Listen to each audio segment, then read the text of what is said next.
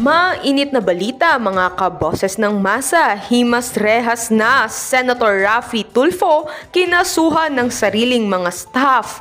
Mga baho isiniwalat. Ayon nga sa staff ni Senator Raffy Tulfo na ang idol daw ng taong bayan ay isang pretender, self-centered at higit sa lahat ay korap daw na politiko. Kaya naman ang mga netizens ay sobrang dismayado dahil hindi pala totoo ang mga pinapakita nito at wala ding pinagkaiba sa mga masasamang politiko.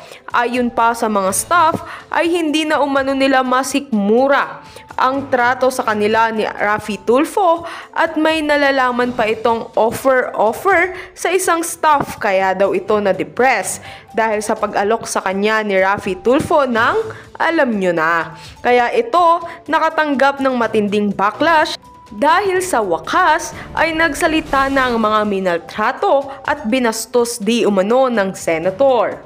At heto naman, pakinggan natin ang buong detalye. By the way, this is Boses ng Masa at kung bago ka pa lamang sa aking channel ay mag-subscribe ka na!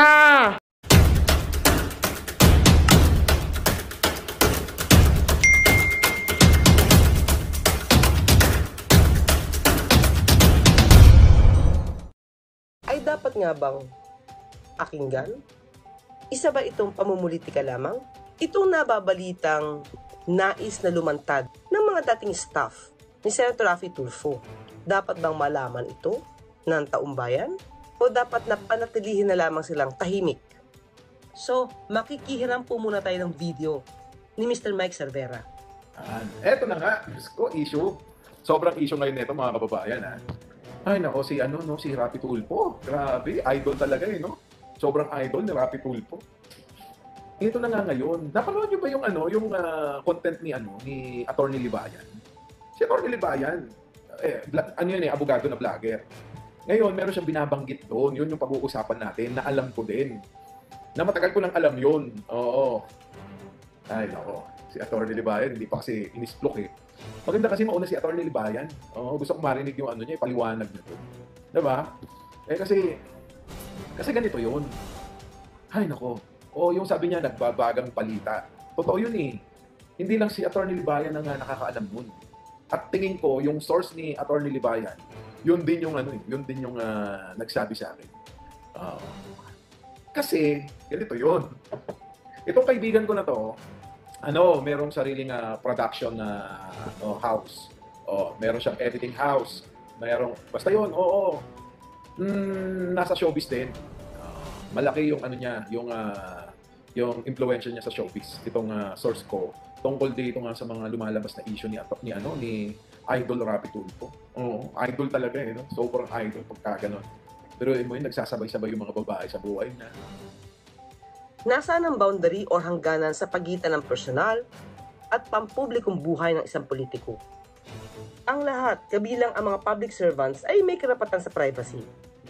Ngunit kapag ang isang tao ay pumasok sa pampublikong buhay, dapat niya maunawaan ang ilang mga issue na maaaring ituring na pribado para sa isang pribadong individual ay maaaring maging mga bagay na may makatwirang pampublikong interes kapag ang individual na iyon ay tumakbo para sa posisyon.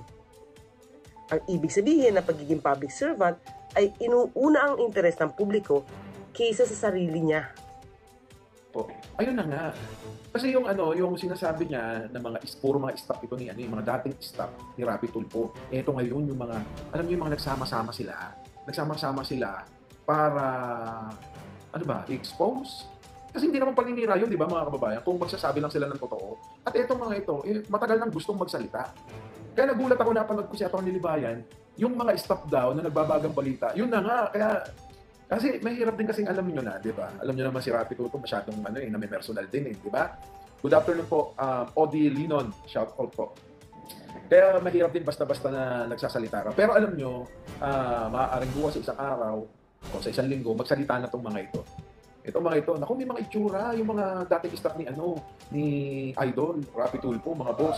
Nandiyan na si Bistak, yan ang idol nila, di ba? Ayun na nga mga kababayan, shoutout sa 100 plus na nanonood. Kung magsasalita itong mga mga staff ni ato na. Hello, ano pa? Matagal na issue yun. Ay, yung mga staff na magsasalita na. Ay, hindi ko naman. Ay, alam ko yun. Kailangan ko malaman. Alam mo kung hindi ko galing. Ako pala. Nakausap ko sila. Kaya ayaw mo naman ako mauna. Napanood ko kay Atty. Libayan. Okay yun. Balita ko kaya siya na nagkailangan mag-apply para may gagawin sila. Hindi ko alam yun ha. Pero may narinig ko yun, pero wala pa akong masyadong matibay na ebidensya. Mahirap isplok eh. Oo. Oo, di ba? Oo. Legit yan. Hindi nyo narinig yun. Ano? Kasusunod din na alamin. Oo. Pag may legit na Na informasyon talaga, yung meron ng patunay. Oo. So yun guys, kayo, anong masasabi nyo? Legit pa talaga na? Kasi di ba? YouTube to. Oo. Yung po mga boss Brap TV o Babaero, legit yan. Oo, legit nga. Yan ang idol nila. Yun lang ha mga kababayan.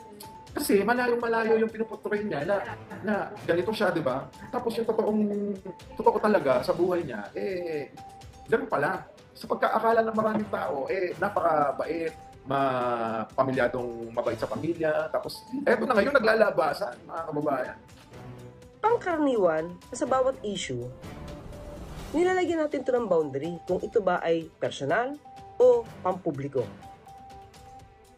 Ngunit sa pangkalahatan, kung ang isang pribadong bagay ay makakaapekto sa pagganap ng mga tungkulin ng isang public servant, karamihan sa mga tao ay sasang-ayon na ito ay hindi pribado. Kaya halimbawa, ang presidente ay nagkaroon ng taunang health check-up. Dapat na isinasa publiko ito dahil ang kanyang kalusugan ay napakahalaga sa bayan. Katulad nito, ang mga sakit na nakakaapekto sa pagganap ng trabaho ng mga lokal na opisyal ay maaaring mga lehitimong paksa ng pagtatanong. Ang mga pag-uugali na maaaring makahadlang sa pagganap tulad ng pang-aabuso sa droga o sexual harassment ay mga usapin na pampublikong interes.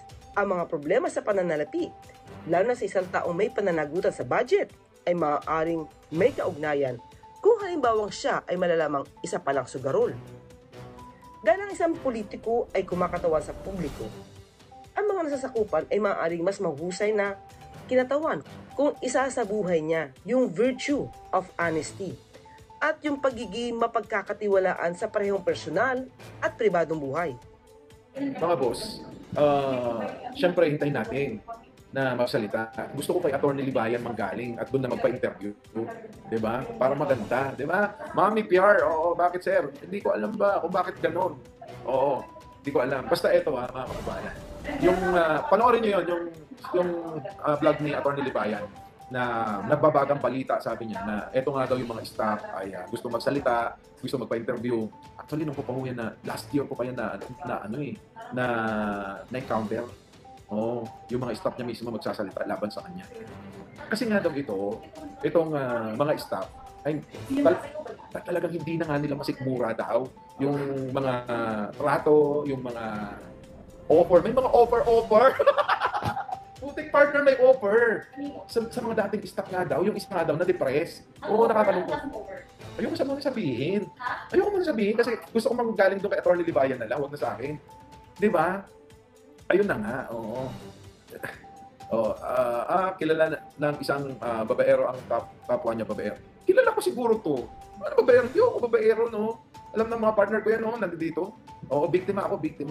Yung mga taong gusto nga na mga dating mga staff na araw-araw nilang nakakasama, itong si Idol Rapi Tulfo sa kanyang opisina, mga boss, ito yung mga gustong magsalita. At meron nga daw, di umano, na isang staff na merong alok, ganon. So parang inalokan, tapos first time niya lang yung job na yun.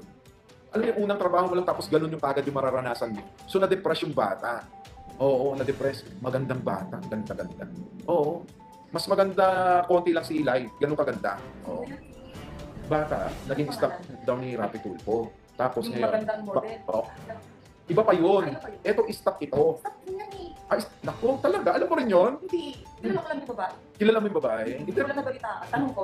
Interviewin ko, So, yun na. Naku, daming issue kay Rapi. Ano ba yan?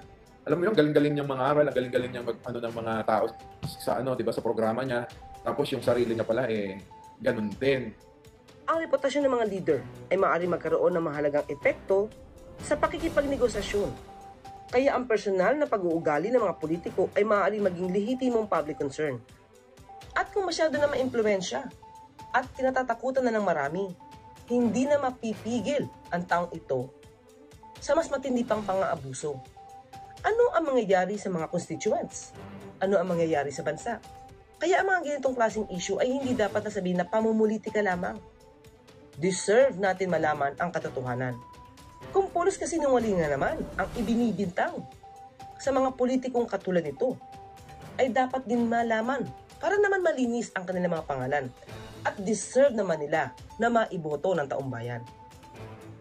Anyway, so balik tayo sa topic. Ito na nga. Kung etong mga staff ni magsama-sama, kasi parang ganun yung pagkakasabi sa akin last year.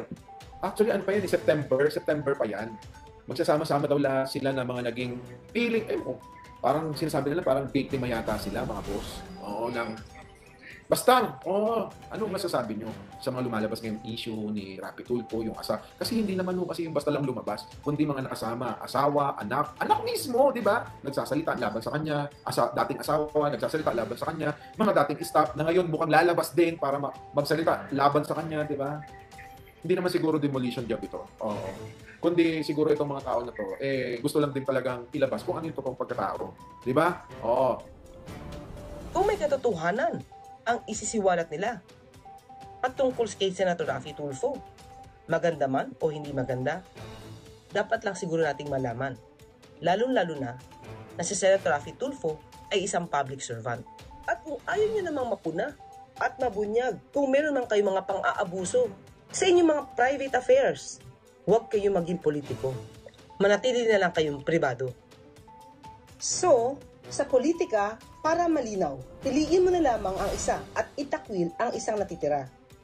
Ngayon, kung ikaw ay nasa public service na at ayaw mong napapakialaman ang pribado mong buhay, tulad na sinabi ko, mamimili ka na lamang between public service or to return to private life. Kung public servant ka at ayaw mong pinakikialaman ng publiko ang buhay mo, umalis ka sa public service at manahimik ka na lang sa pribado mong buhay kung saan iyon ang kinagisnan mong kaligayahan. At ibigay sa ibang tao ang pagkakataon na makapaglingkod sa pamahalaan ng buong katapatan. Dahil hindi deserve ng publikong dapat mong paglingkuran ng buong katapatan ang tiwalang ibinigay at binibigay nila sa iyo.